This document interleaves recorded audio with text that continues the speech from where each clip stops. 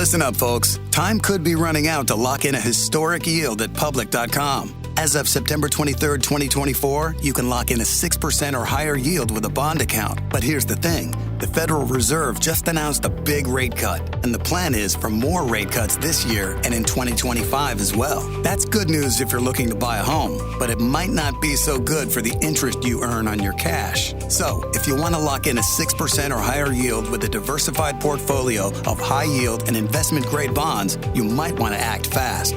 The good news? It only takes a couple of minutes to sign up at Public.com. And once you lock in your yield, you can earn regular interest payments even as rates decline. Lock in a 6% or higher yield with a bond account at Public.com. But hurry, your yield is not locked in until you invest. Brought to you by Public Investing, member FINRA and SIPC. Yield to worst is not guaranteed. Not an investment recommendation. All investing involves risk. Visit Public.com/disclosures for more info. Hey, it is Ryan Seacrest. There's something so thrilling about playing Chumba Casino. Maybe it's the simple reminder that with a little luck, anything is possible. ChumbaCasino.com has hundreds of social casino-style games to choose from with new game releases each week. Play for free anytime, anywhere for your chance to redeem some serious prizes. Join me in the fun. Sign up now at ChumbaCasino.com. Sponsored by Chumba Casino. No purchase necessary. VGW Group. Void where prohibited by law. 18 plus. Terms and conditions apply. It's Christmas! This podcast contains graphic descriptions that some listeners may find disturbing. Listener discretion is advised.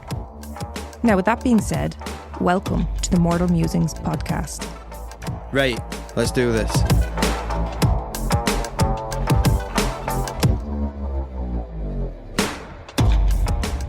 Lads, in case you haven't noticed, it's Christmas. This episode comes out on Christmas Day. Hence why I was saying it's Christmas. Mistletoe and wine. So, for all you sick bastards listening to true crime on Christmas Day, but then again, even though it's, time to celebrate, people still die. They do.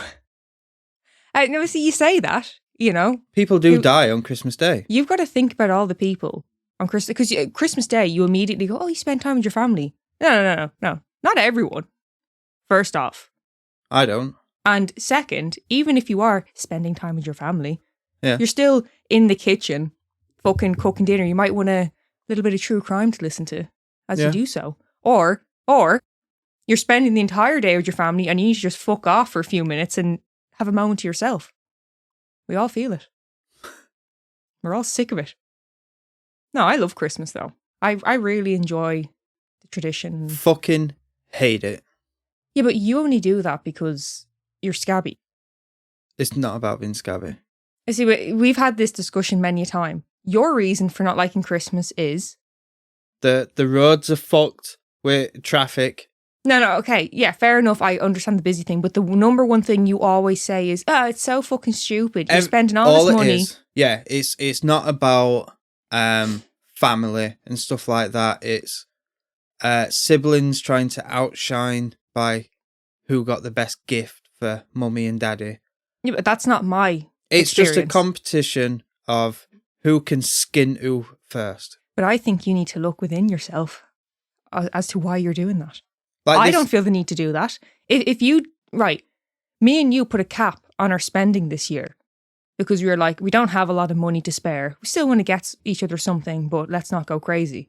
Yeah. It's still nice. It's still like... It's not, it's fucking stupid. Like we work in a pub and just because it's coming up to Christmas, dickheads will be coming into work with Christmas hat on, fucking Christmas jumpers. I like that. I think it's fun. Is it? I think you've just got to stick up your ass. Everyone walking around like a twat. No, but like the money thing is the one that really bothers me with you. I get you don't like that it's more hectic and all that shit. Fine. But when you go on about money, it pisses me off because you're putting too much emphasis on the monetary value. It's not about that. Yeah. Mm-hmm. Well. So you've said you've got something to read to me, but you said wait until we're recording. I do indeed. We received an email from a listener. His name is Nick. Okay. And we're going to be talking about seed sniffing again. We've got one. Not him. Not him. I'll state that right now. Told you I wasn't the only person to do it It as is a not kid. Nick. This person's not a child who did it, though, in the story. Oh, a dog. No. So, Nick wrote to us and he said, I personally have never smelled a seat, but I do have a little story about it. I worked for a company that had a management structure that was heavily based on nepotism. It's no good, is it? I don't... What's that mean? Hiring like family and shit over who should necessarily. Been there. So a lot of upper management engaged in affairs and other scandals that resulted in very little repercussions. Anyway, the guy who was in charge of all of the quality was a real dignified looking guy and had a reputation as a family man. Apparently though, he had a thing for his secretary because one day she got up and left the office, and after she left, he went and smelled her chair. Fuck off. Dude was on his knees smelling this woman's chair when an inspector walked in on him. Of course, the story spread like wildfire, and the secretary was soon resigned to a different part of the office. It then became well known that he was a pervert. So, in Nick's story, the seat sniffer's a pervert. Now, we did also get a follow-up from Nick, and he said the secretary in question actually went on to have an ongoing affair with her new boss, and this fella apparently had the worst comb over ever. So at least you know how the secretary's doing. Hopefully he's not sniffing her seat, Mr. Comb over. But so that's the story about seat sniffing, and the main theme is there, it's for perverts. It's a hobby of perverts. Well, I've never heard it in a pervy way. What way have you heard it? It's just... It's more just interested. Like, being... Best way to put it is, it's a kid being nosy. Well, thank you, Nick, for that email, because I greatly appreciate the fact that there are apparent... Well, no, I don't appreciate the fact that there's other seat sniffers out there, but I appreciate that you've got in contact to basically say, it's not right. So is Nicholas calling me a pervert? I mean, As a I didn't toddler? say it. He didn't say that outright, but the general consensus here is that you're no good. Huh. Well, I wasn't good. I'm okay now. Yeah, you're fine now, as far as I know. Well, this is it. Like, since I told you, say if we're sat on the settee watching a film, I've looked at you different. and you've got up to go to the toilet, while you're in the toilet, you're like, he better not be out there sniffing my seat. I wasn't, but I am now. Very concerning behaviour. All right, well, with that out of the way, Mm-hmm. to me getting attacked, scurrilous comments, if it's aimed at Accusations. me, yeah, Allegedly. I'll be having words with Nick, Mm. going around casting aspersions. What have you got for us today? For Christmas, what case have you got us for Christmas? Well, you know, like you said, it is Christmas, so today we are going to be covering a murder that did in fact take place over the Christmas period. Today we're going to be talking about the murder of Paul Logan. Not to be confused with Logan Paul. Okay. He's not dead, he's just a gobshite. Why is he a gobshite? Logan Paul. Yeah. He is, isn't he? He's just he's a bit of a mouth. Like... Not fair play to him, like he's fucking made a living for himself and all that, but I get a bit sick of all the YouTube personalities. See, You know. I have a personal vendetta against him. Oh. Like, I personally blame him, not just For him, the downfall of civilization. for the downfall of boxing. Okay. It's him and KSI who started KSI. all that. It's him and KSI who started all that fucking influencer boxing shit, Yeah. you know, and then dragging boxers out of retirement to pay him off to not throw a right hand. Okay, well, here's the thing on all of that. So initially I was very judgmental, like, fuck off, you're a YouTuber, why are you a boxer? And then I was like, well, hang on a sec now. Maybe they want to choose a different career path, and if they want to go into boxing, fine. Yeah. Well, my opinion quickly switched back to the original thought when they still carried on with all the drama and the fucking stirring up shite just to get people interested in the fight. Now, that's always been a thing in boxing, but it's just so intense. So Logan Paul and KSI were, quote, enemies, hated each other, was doing diss raps about each other and shit. Fuck off. And then they started that Prime energy drink together. And now they're busy mates. Money talks, isn't it? It's not like back in the day when, so like Muhammad Ali, when he was coming up to fight Joe Frazier, there was no beef between them, but Ali just kept at him and at him and at him in the build up to the fight, and by the time it got to the fight, there was something there. I'm not sure I can say it on the podcast what Ali was doing. Bold things he should not have been doing. So, Logan Paul then. Well, I was just about to say, I mean, we did say not to be confused with Logan Paul, but already we've gotten confused with Logan Paul. Well, I just needed to get that off my chest. Yeah, understandably. Fuck Logan Paul. So, back to Paul Logan. Piss off back to WWE and stay there. Paul Logan was from Blackhill in County Durham. By the age of 25, Paul was married and a father of 2. Paul had actually met his wife Pamela Hughes as a child, and they'd been together for 10 years. Together, they were the proud parents of 4-year-old Michael and 9-month-old Natalie. Paul was described as your everyday guy, very happy-go-lucky, an excellent father who's very loving, and he was always there to lend a helping hand. At this point in his life, Paul's job was that of a delivery driver.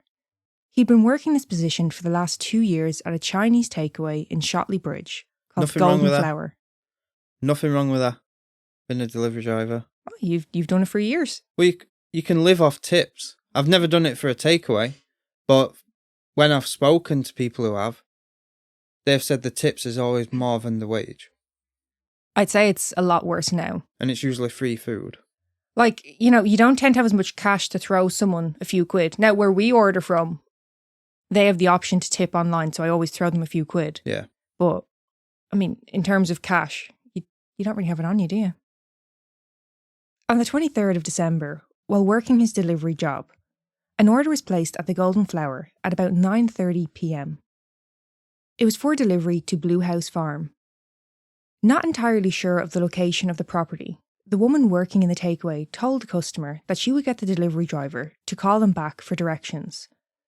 As, it would have been more straightforward rather than her passing on the information. Yeah. Paul rings Hadn't heard of a TomTom. What? Hadn't heard of a TomTom. Sat-nav? Yeah. This was in 1993. Okay. See, this is what's wrong with this generation. So, even though when I was driving there was TomTom sat-navs. Sorry, I probably should have mentioned that. I just realised I said the 23rd of December. Completely dismissed the year. But yeah, 1993. So, that's what's wrong with this generation is, so when I started driving, I was using TomToms and Garmin's, different sat-navs. But I knew how to read a map. I can't read a map. Like, I could follow a map to get to my destination. Mm-hmm. Give that to a 20-year-old now.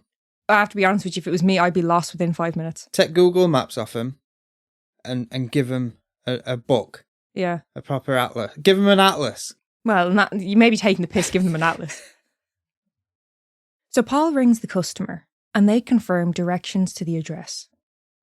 And by about 10 p.m, the food order was ready. Paul collects the order, gets in his car, and made the drive to the customer's home, which was only about 5 minutes away. Once Paul had arrived at the property, he drove down their drive and made his way to the front door with the food in hand. The residents of the property opened the door, and they were a bit confused as to why he was there. They told him that no such order had been placed. So Paul is obviously thinking, that's fucking weird, but whatever. So he hops back in his car and drives off. Now, after about half an hour, the homeowners look out their window and they notice that Paul's car, a white Peugeot, was still at the bottom of their drive. Peugeot. Don't do that. I think it's Peugeot. It's Peugeot. I've worked there. Yeah, Peugeot. but you also get things wrong a lot. It's fucking fucking Irish ruin everything. Like, Audi. Audi. I say Audi. Oh, well, I've heard a lot of Irish, they say Audi. I haven't. It fucking disgusts me.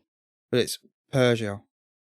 Right, well, either way, his white Peugeot, whatever you want to call it, is still at the bottom of their drive. So, they're a bit concerned as to why this fella is now just lurking around their property. They call the takeaway to ask why he's still hanging around. The takeaway didn't know why he was still there. In fact, the takeaway themselves hadn't heard from Paul, and they were wondering as to his whereabouts as well. So something had happened to him between the front door and his car. Yes. Now, the takeaway actually had to stop taking orders, as without their delivery driver, they were starting to pile up. So now they're getting a bit panicked and they're thinking, where the fuck is Paul? Oh, he gone for a Jimmy.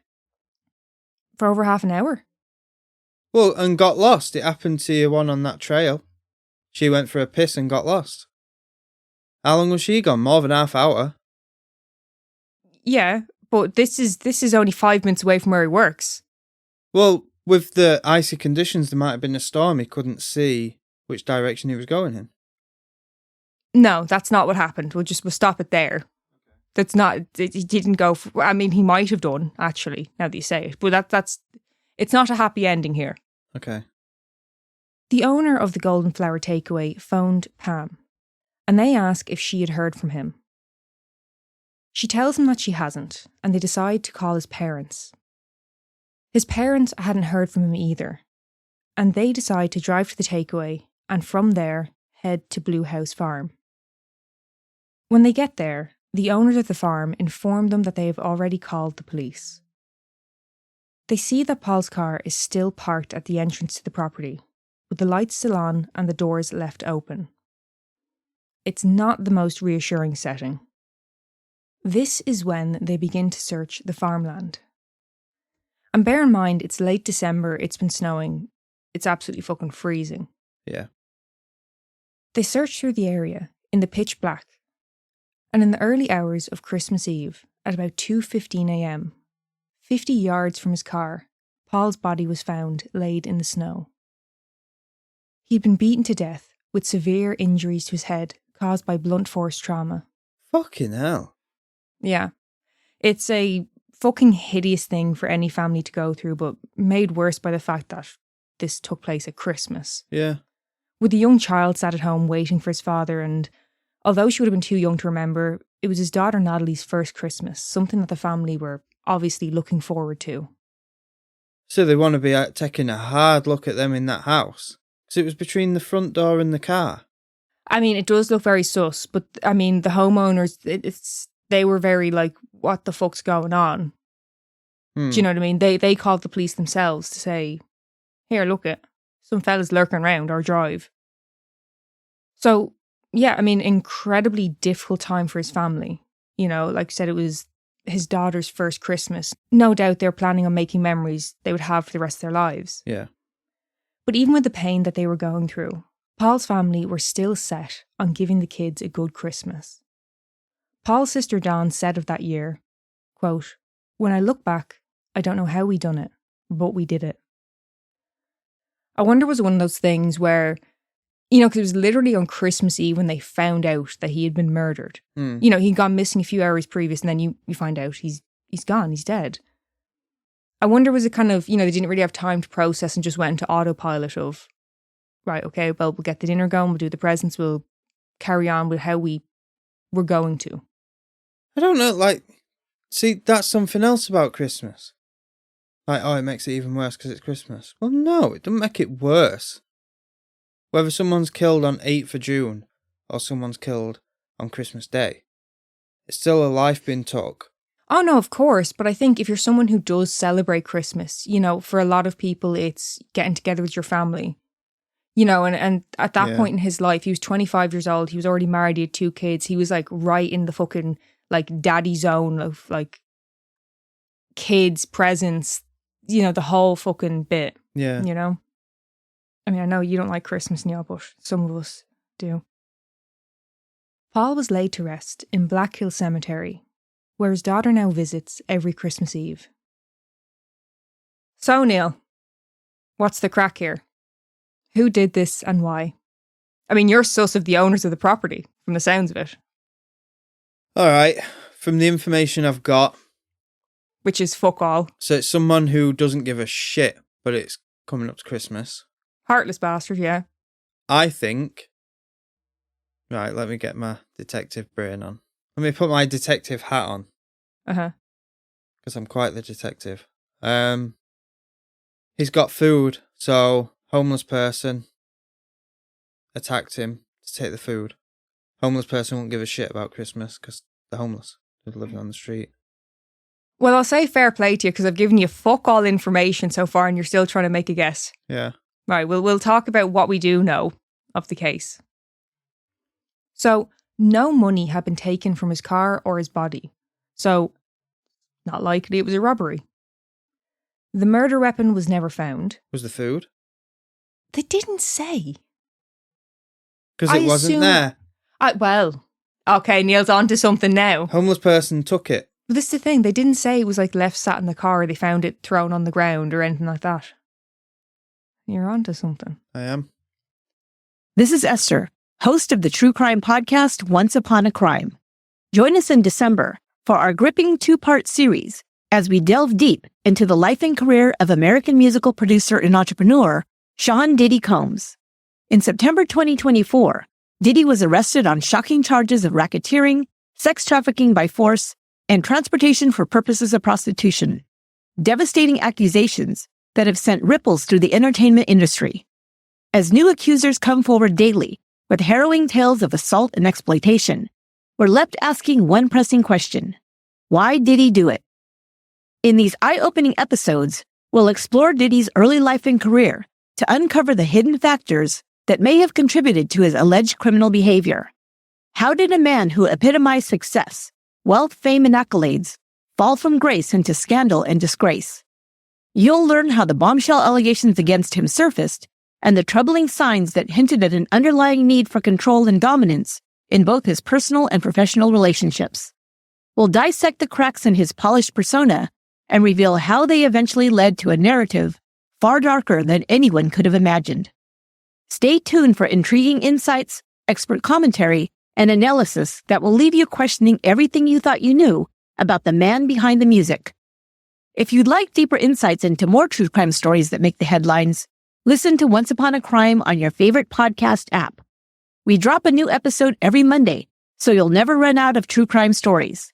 Or subscribe to our YouTube channel for documentary-style videos of all the cases we cover. Just look for Once Upon a Crime podcast on YouTube. So, yeah, no money was taken. It's unlikely that it was a robbery, and the murder weapon was never found, so we can't link that back to anyone or a place of purchase. What police believe is that this was a planned attack carried out by multiple people. Now, the phone call to place the food order was made from a phone box not far from where Paul had been attacked. A couple who'd been out walking that evening recalled seeing a man at approximately 9:30 p.m. placing a call from the phone box. They also noted that they had seen a red Ford Fiesta XR2 parked nearby. Do you know what car that is? Yes. Do I know what a Fiesta is? No, that specific one. Ford Fiesta XR2. Well, no, but it's a variant of a Fiesta. Describing the man she saw at the phone box, she said, he was white, about 6 foot tall, muscular build, about 30 years of age, with collar-length dark hair, receding in the front, overall scruffy appearance, and wearing a black leather jacket. There was also another witness who said that they had seen a red or orange Astra about 150 yards from the entrance of Blue House Farm. See, they were a good car. Astra? The original Astras. Yeah, I nearly killed myself in an Astra. Like, fucking very close.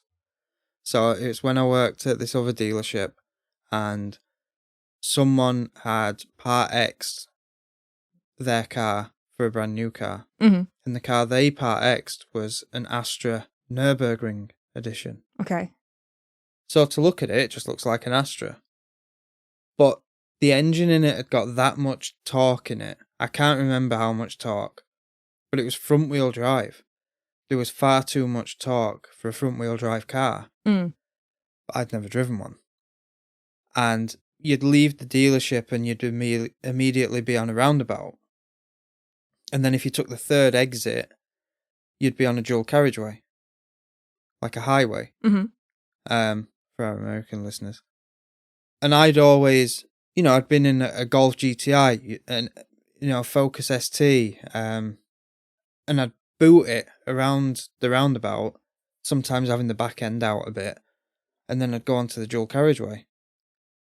I did it with this Astra Nürburgring edition, Mm-hmm.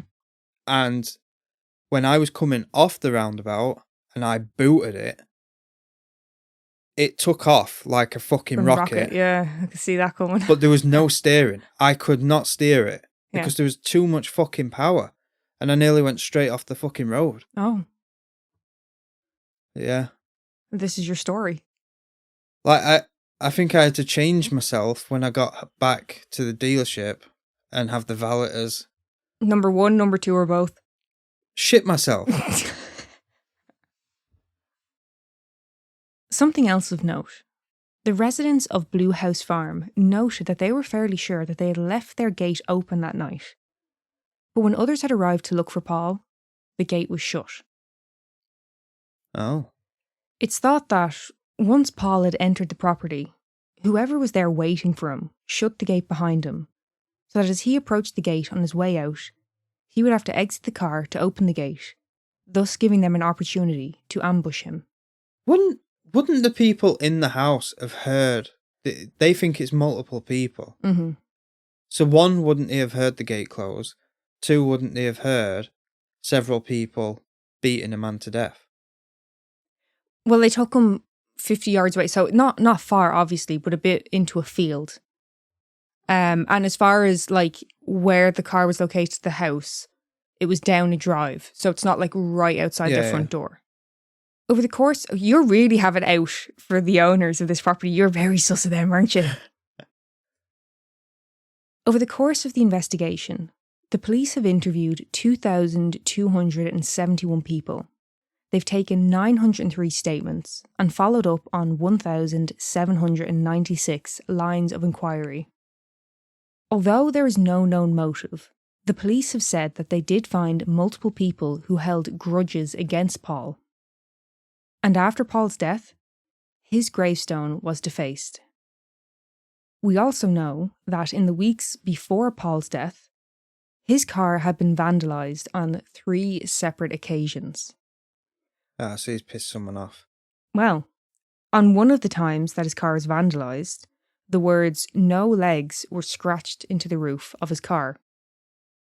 It's looking a bit dodgy. Thing is, do you know if you was to attack someone, kill them, and it's looking good for you, Mm-hmm. would you go and deface his headstone? No, I absolutely would not. But remember that, we'll come back to that in a little bit. Okay. By 2003, still with no answers, Paul's parents offer a reward of £10,000 for information leading to a conviction. Police also stated that as forensic science advanced, they had hoped that this could lead them to the killer. Detective Ian Sharp said of the investigation that he was keeping an open mind as to why Paul was murdered. Now, there has been numerous arrests made in connection with the murder, but none leading to a conviction. One of the suspects at the time being a man by the name of Keith Suddick. Keith. I know. This is Kevin all over again. It's one of those names, isn't it? Keith. 6 years following the murder of Paul, Keith was convicted of a bomb attack on Paul's father's Astra van. He was jailed for 12 months. Keith's reason for the attempted bombing was because, after he'd been arrested in connection with Paul's murder and then released, he believed that Paul's family were still pointing the blame towards him. So to prove them wrong, He's going to try and bomb him. Yeah. He said that in them doing this to him, it caused his business to fail, and Keith felt as though all of this had caused irreversible damage to his life. Well, it is now, Keith. He also claims that he was only thought to have been connected to the murder because of his association with other gangland figures. In 2009, Keith was convicted of arms dealing and sentenced to 9 years in prison. But obviously didn't serve the entire sentence, as in 2012 he was released. Not long after his release, Keith was found dead in his apartment. His cause of death was said to have been from a heart spasm caused from the use of cocaine.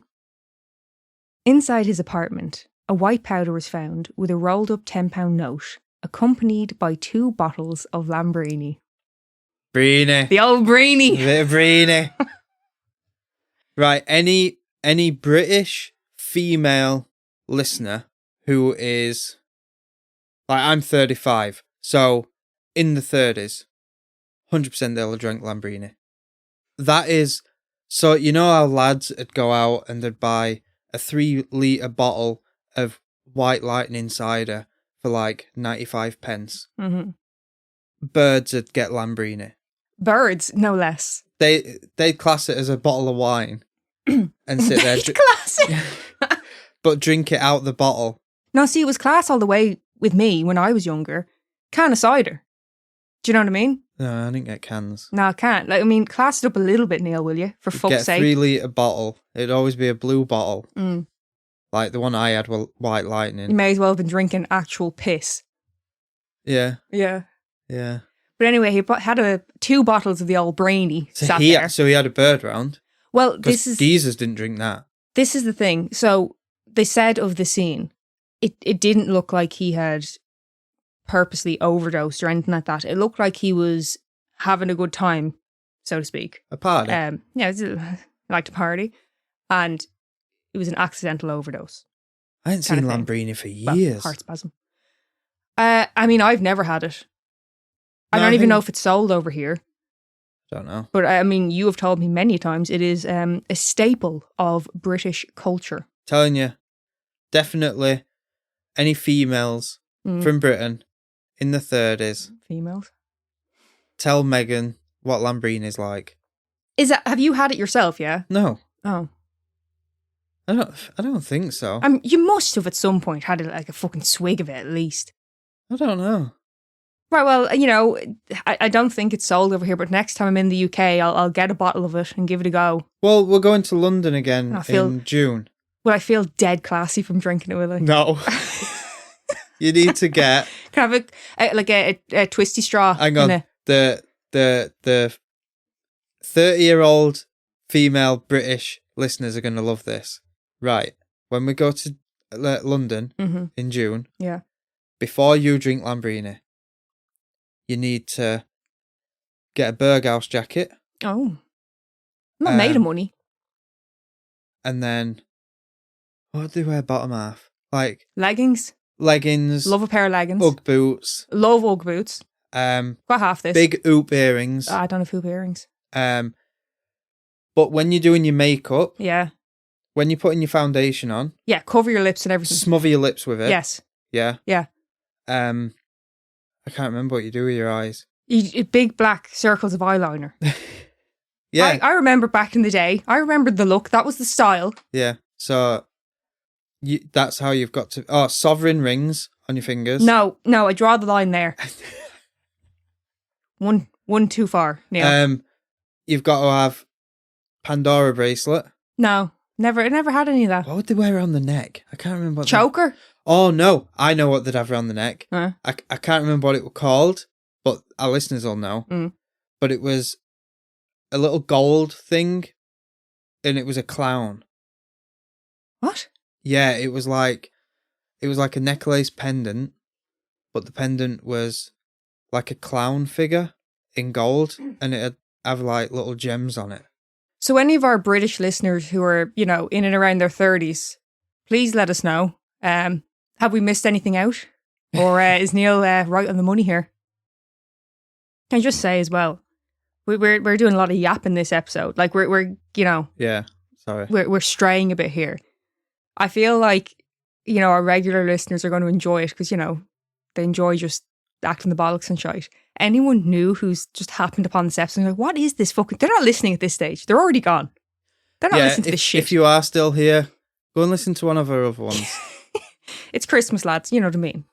Yeah. Just give us a break. 2018 marked the 25th anniversary of Paul's murder. His children, now grown, but still with no answers. By now, authorities in Northumbria and Durham have begun working together on this case. Northumbria police were the ones who had been working on the case for years, but the murder had actually occurred on the border of these two counties. Of course, by joining their resources, they're hoping to reach a broader pool of people who may know something. The police renew their pleas for information. This time, a reward of £50,000 was being offered. Detective Dave English said of this case, quote, "We understand a lot has happened over the past 25 years. People have grown up, moved away, and might have forgotten all about this horrific crime. But Paul's family are still here and still searching for answers." Paul's brother David said of the reward offered, quote, "Someone out there knows what happened to Paul, and we are hoping this reward will be enough to encourage anyone who remembers even the smallest detail to come forward and help us get the closure our family deserves and to secure justice." So to this day, we're still wondering, why did this happen? There's been a lot of speculation as to whether Paul had gotten himself into some trouble or, some kind of debt. I myself immediately went there in my mind because we see it so often, unfortunately. Me, I went straight to drugs. Yeah, that's what a lot of people were thinking. But did they do an autopsy on him and find drugs in his system? Well, Was he a drug user? I came across a statement from his sister Dawn, who really wanted to try and stop the rumours and gossip. She said, quote, "When there's rumours about drugs and debt, it hurts. To tarnish his memory like that is just not right." Apparently there was even rumours that Paul had been travelling back and forth to Tenerife, but apparently he didn't even own a passport, so that's just a load of shite. His sister Dawn also said, quote, "I think people automatically assume that we know why, but we haven't got a clue. The police have never been able to say why. There's never been a motive. I can't explain why he went out to work one night and never came home." Which I think it's very true. Like I said, I immediately was thinking, it's some type of debt or something's happened, something's gone on. Yeah. He's pissed off the wrong person. Yeah, and it definitely does appear there was some kind of harassment being aimed at Paul. But, at the end of the day, we don't actually know what the situation was, what the motive was. It's all just speculation. I was going to say in this day and age, but especially back then, like, obviously early 90s, I was still a little kid, but like late 90s, early 2000s, look at someone the wrong way. Look in the wrong direction. Well, police did say they found multiple people who held grudges against him. So... Oh.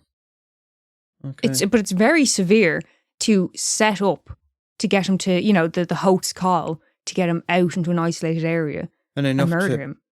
It's premeditated. Yeah. So, this isn't... I'm not saying it's okay, but, someone scratching up his car is one thing. Actually... Maybe he'd been shagging someone's missus. Well, careful now. What? Premeditated murder is quite a leap from vandalising a car. Yeah. It could be anything from he'd been at it with someone's missus, or... having an affair. Yeah. Or kick the shit out of someone's mate or brother. He could have ripped someone off.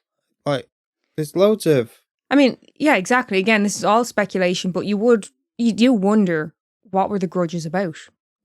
There's something going on. Hang on, this was in the 90s. 93, yeah. Did he have ginger hair? No. Okay. Because people were horrible to ginger people back then. Brutal. Yeah. So yeah, we don't know what the motive is. We don't actually know what the sus is here. But what we do know is that a son, brother, husband and father is now missing from these people's lives.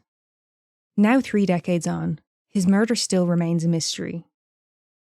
Paul's parents, Elsie and Hugh, both passed away before ever receiving any kind of answers. There's only one way they're going to solve this. Raise the I was going to say prize. The reward. The reward. It's at 50,000 now. No, it needs to be, look at the economy. It needs to be a lot higher than that. Because if this is anything to do with gangland, it needs to be a big reward. Yeah. Especially in this day and age, no one is going to go against a gang for 50k. What's 50k going to get you now? Yeah. Following his death, apart from spending time with their grandkids, Paul's parents didn't celebrate Christmas anymore. It was just too much of a painful reminder. Quote, "People think that because 24 years have passed, time heals all wounds and that we've moved on. We haven't. Our family haven't. Paul's kids haven't. We live with this every day. Every day we wait for a phone call. You've got to hold on to that hope, because without hope, what have we got?"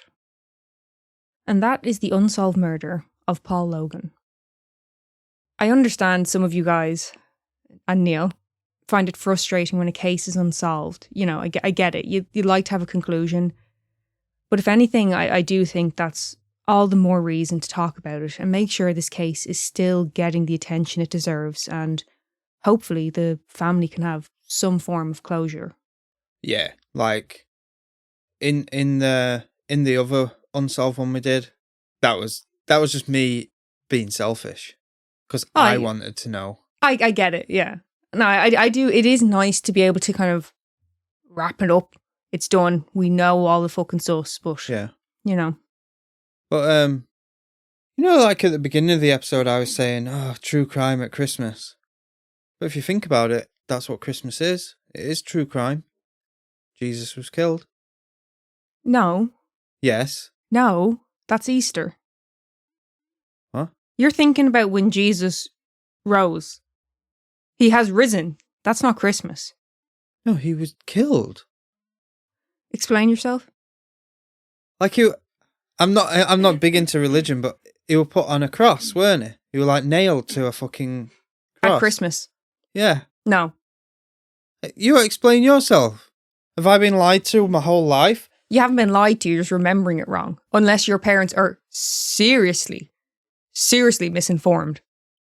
Jesus died Christmas Day. No, he did not. And then he rose No. after that. No. What happened? Yeah, you're thinking of Easter when I did he the hath nativity risen. play. No, you didn't.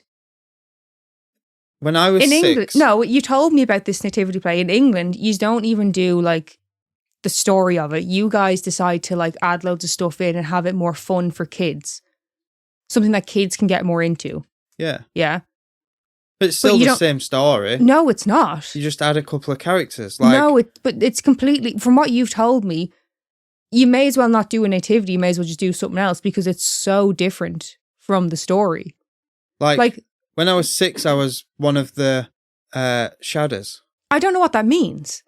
So I'd have a guitar, and there were like 3 or 4 of us. I can't remember how many's in the shadows. And we would mime to the shadows playing on a speaker. And What does that pretend to play mean? the guitar. What does that mean? I don't know.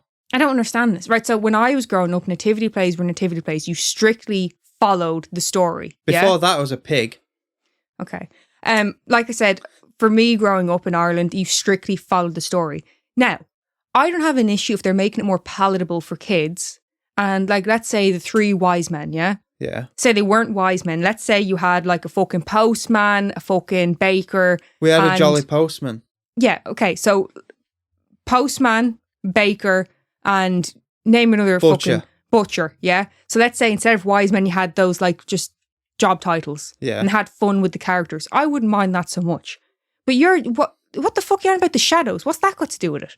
I don't know. I didn't write it. I don't get it. Like I was 6. If I was sat there watching it, I'd be like, what is going on? You're forgetting I was 6. I wasn't going to be like, excuse me, this isn't factually correct. I think you should have done. I think you should have took issue with the person who was producing this shambles of a production. Well, we don't know any of it's fact. So whatever you put into the nativity play.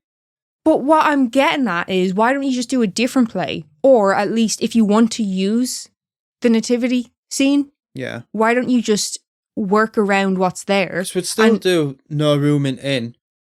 My point being, you could alter some of the characters that are already there to make it more fun for kids, rather than just adding in loads of random shite and it's not even the story. You may as well just do a different, make up your own play. Mm. You know, I have a massive issue with this. I don't understand at all. Like, what the fuck? I remember when you said I was in the nativity play, I was like, oh, who were you? And you were like, I was Shadow. And I was like, what the fuck are you talking about? What does that mean? What's happening? What's happening? Was that Paul McCartney? He was in Shadows, weren't he? I don't know. The Shadows were very similar to Beatles. I'm pretty sure someone crossed over. Listen up, folks. Time could be running out to lock in a historic yield at Public.com. As of September 23rd, 2024, you can lock in a 6% or higher yield with a bond account. But here's the thing. The Federal Reserve just announced a big rate cut, and the plan is for more rate cuts this year and in 2025 as well. That's good news if you're looking to buy a home, but it might not be so good for the interest you earn on your cash. So, if you want to lock in a 6% or higher yield with a diversified portfolio of high yield and investment-grade bonds, you might want to act fast. The good news? It only takes a couple of minutes to sign up at Public.com. And once you lock in your yield, you can earn regular interest payments even as rates decline. Lock in a 6% or higher yield with a bond account at Public.com. But hurry, your yield is not locked in until you invest. Brought to you by Public Investing, member FINRA and SIPC. Yield to worst is not guaranteed. Not an investment recommendation. All investing involves risk. Visit Public.com/disclosures for more info. It can get lonely climbing Mount McKinley, so to entertain myself, I go to ChumbaCasino.com. At Chumba Casino, I can play hundreds of online casino-style games for free, like online slots, bingo, Slingo, and more. Plus, I get a daily login bonus. It's just too bad that up here, I don't have anyone to share my excitement with. Woohoo! Live the Chumba life. Anytime, anywhere. Play for free now at ChumbaCasino.com. VGW Group. No purchase necessary. Void where prohibited by law. See terms and conditions. 18+. Oddity? The shoe thief. The shoe thief. The shoe thief. Say thief. Thief. Yeah. See, that's sinister now. Well, you're going to get your own back of me because I'm trying to pronounce a city in a different country. Okay. And we both know I can't pronounce for shit. What country? Japan. We're back in Japan. Seem to be going there a lot lately. Japan is the new Alaska, if you haven't heard. Yeah. In the city of Fukuoka in Japan, some sick bastard kept stealing the shoes from a kindergarten. I'm not even talking about pairs. I'm talking about a single shoe at a time. That's worse. It is, isn't it? It's creepier. 15 shoes belonging to 10 different children had been stolen. Of course, the staff are worried and I'm sure a little bit creeped out. You know, who the fuck is doing this? Why do they keep doing it? And to kids' shoes, it's just fucking weird. Yeah. The staff become so concerned that they decide to contact the police. The following day, another 3 shoes had been stolen and others were left scattered across the floor. The police decide the best plan of action was to install multiple security cameras on the property, hoping to catch the culprit in the act. Be an animal. A few days after the cameras had been set up, the police retrieved the footage and sat down to assess the hours that they had collected. And they are able to get an image of who had been robbing these kids' shoes. A dog. It was a weasel. What's that? A weasel. It's like kind of like a little ferret-looking yoke. See, I don't actually know what a weasel is. I know, but you call someone a weasel. It's the nearest I could describe it to is like a ferret. Okay. Okay. I think it's more like an otter. Yeah, kind of. Like they're quite cute looking, I think. So anyway, one of the police officers on the scene said that, to his knowledge, the mystery of these missing shoes was the first of its kind. The kindergarten has since installed nets over the shoe cubbies where the shoes are kept as a, quote, crime prevention measure. The whereabouts of the weasel, as well as the shoes, still remains unknown. Stay tuned for more strange and interesting tales of the unsolved mystery. Fuck's sake. Did you enjoy that? Well, give me something. There's an animal robbing shoes. Yeah. And it took him to phone the cops. Yeah. to have it investigated when they could have just put it on a shelf. Well, they were in little shoe cubbies, you know, like them little... But they clearly didn't have doors on them. Well, they've put nets up as a crime prevention measure. That's the bit I love. They know it's just like a little animal fucking about, a little weasel coming in, acting the bollocks. But they're like, crime prevention. It is creepy though. Like if you would first notice that, you'd be like, who the fuck is this creep stealing child's shoes? Like what? Well, just one. One at a time. Yeah. That's what I mean. Like if it was taking a pair, it's kind of like, oh, someone's robbing shoes. And then it's like, why one? Yeah. Why always the left one? Yeah, that's like taking batteries out of a remote. What you mean? It was just someone doing it to wind them up? Well, instead of robbing a TV, take the batteries out of the remote. No? No. My voice is fucked from that intro. Thank you so much for listening. Find us on Patreon, TikTok, Facebook, and Instagram. If you have a case suggestion, or maybe even your own story, email us at mortalmusingspodcast@gmail.com.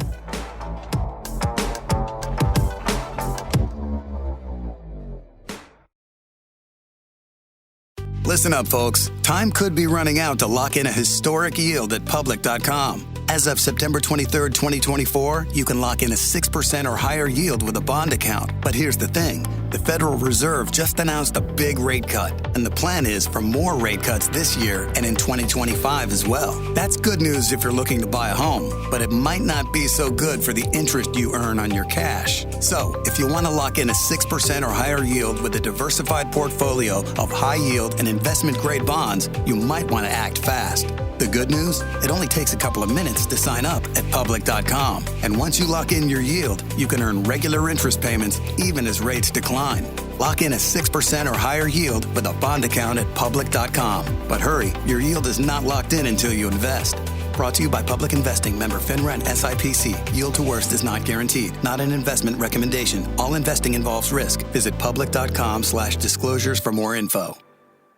It is Ryan Seacrest here. There was a recent social media trend which consisted of flying on a plane with no music, no movies, no entertainment. But a better trend would be going to ChumbaCasino.com. It's like having a mini social casino in your pocket. Chumba Casino has over 100 online casino-style games, all absolutely free. It's the most fun you can have online and on a plane. So grab your free welcome bonus now at ChumbaCasino.com. Sponsored by Chumba Casino. No purchase necessary. VGW Group. Void where prohibited by law. 18 plus terms and conditions apply.